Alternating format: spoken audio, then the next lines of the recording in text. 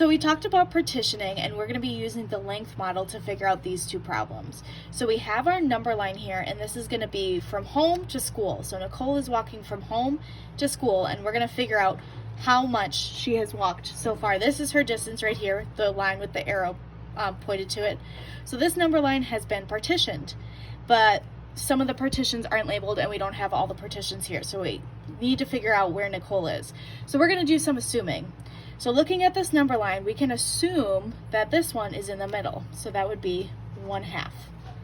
Knowing that this is 1/2 and this is 0, the start point, what is in between 0 and 1/2? Because this looks like it's in the middle too.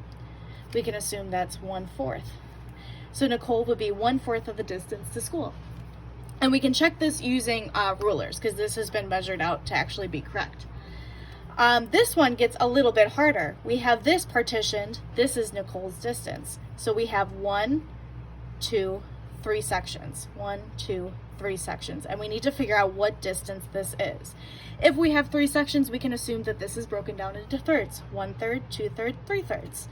Nicole is halfway between 2/3 and 3/3.